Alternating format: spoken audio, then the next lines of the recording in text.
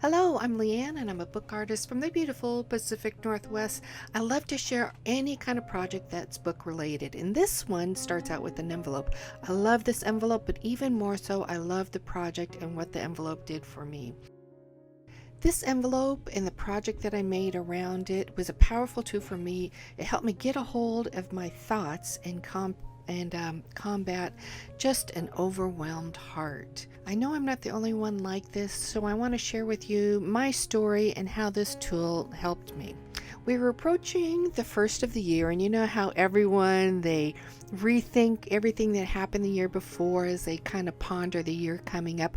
Well, I was doing that. I was pulling up memories of everything that happened in the previous year. And I realized just the heavy list of things that had happened the previous year. At the time, COVID was still going strong. We were still limited in many things. January came and my son-in-law was diagnosed with a rare brain tumor. 1 in a million people get this particular brain type of tumor. Then next, my grandbaby was diagnosed on the autism scale. After that, my son-in-law had the first of 3 very dangerous brain surgeries. Following that, I was at my just annual dermatologist appointment, and she biopsied a spot on my face and found out that I had skin cancer. Following that, I found out that one of my favorite friends, Maureen, was diagnosed with breast cancer. Then by summertime, we packed up my son-in-law and the family, my daughter and grandbaby, and sent them off to Seattle for proton therapy. And then our precious little dog died. She was a yappy little Yorkie, 16 years old, and it just broke my heart. So this was the first 6 months of the year that I've just shared right there, and my heart was just overwhelmed. It's, as you can imagine, it's just so much piling on, and my body was just holding on to it all.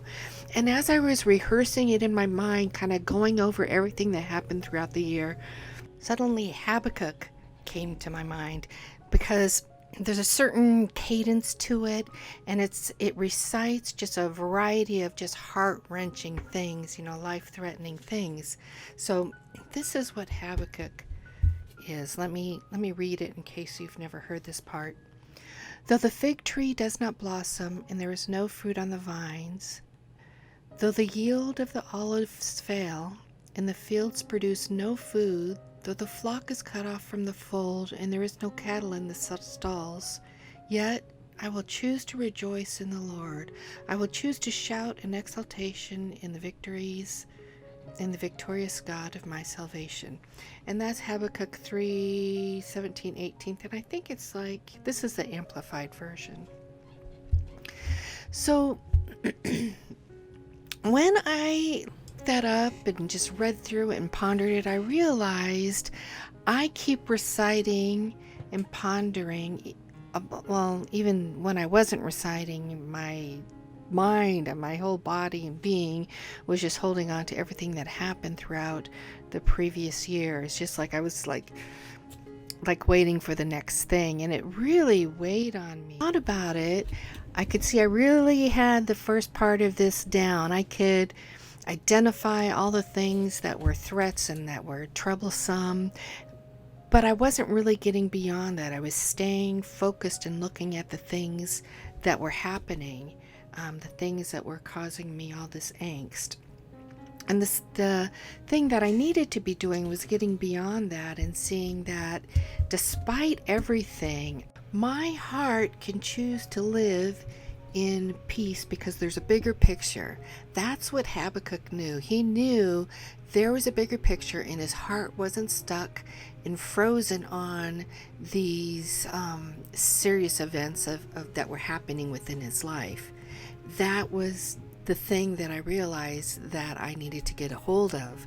It's like there's a big canvas, if you will, and all of these events that go through my mind of the things of the prior year, it's like they're all brush strokes, right? They're brush strokes on a big canvas painting, but there's other brush strokes as well.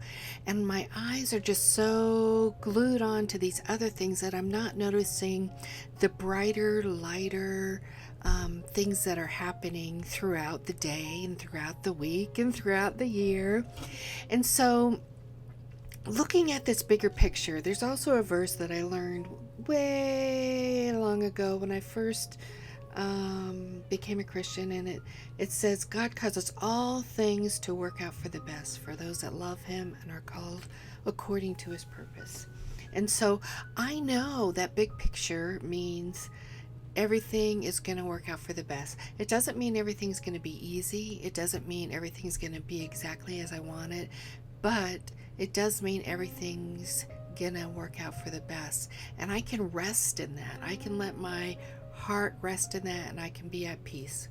So in a practical sense, what I needed to do, what I knew I needed to do was change where my eyes were focusing. Instead of looking at those dark strokes of paint upon my canvas, right?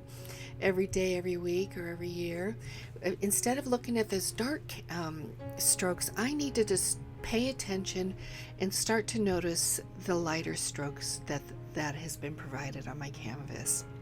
And so what I did, and what this project is about, I made the little envelope, the envelope that you saw and that I put the link to, and within that envelope, throughout the week, what I would do, I would capture things and grab things that really brought me joy, was just a little smile on my face, something that I liked, whatever, just the simple things. It doesn't have to be extravagant. Like the thing, one of the things that I have on here is a label from a fancy piece of soap that I bought. I just loved it. It has a wonderful smell to it, and I thought, you know what, this is something special. And I really like it. I'm going to put it on there. It can be a paper clip, by golly, whatever it is. So the things I'm putting in this book, they're things that would just so happen to have been right at my birthday. And so they're things that I got for my birthday. Like a scarf that my daughter gave me. The watch is a watch band that she gave me. It was something special. Flowers for my birthday. So these are all really lovely, extravagant things. They're not things that are just everyday within my life, but they're things that just made me smile this week and know how much I was just loved by the people around me. Oh, this thing right here, by the way, this is from a card that my friend Maureen gave me that I told you about earlier. So I wanted to put that in there because it was special. Now by putting this together, and this isn't a book that I would normally do. Things don't have to match. They don't have to be just in the perfect spot. It's something to place within the book, so that later on you can flip through it, and then your mind will be reminded of these light strokes within the canvas of your life. These things that are just simple joys within your life. And so it is a powerful tool, and it really helped me just kind of break through this rut that I was in and help me get my eyes off of just the seriousness of the things that were going on in my life. And to be honest, I only told you just a few of the things that was happening. I only went through the first 6 months, and I only just told you a few things. It was really a hard year. This year, it is turning around though. Lots of other things are happening, and it's very exciting. Now, I do want to tell you there is another book that I made that I found to be also a very powerful book, powerful tool that helped me also just kind of get out of this rut. So I'll be sharing that soon in the future also. So if you are interested, take a look at that. I hope you enjoyed this. I hope that you're doing well. If not, or if you are, either way, this method really is a wonderful way of just to kind of get your eyes turned away from the things that burden your heart. So I hope you're doing well, and I look forward to talking with you next time. Have a great day. Bye.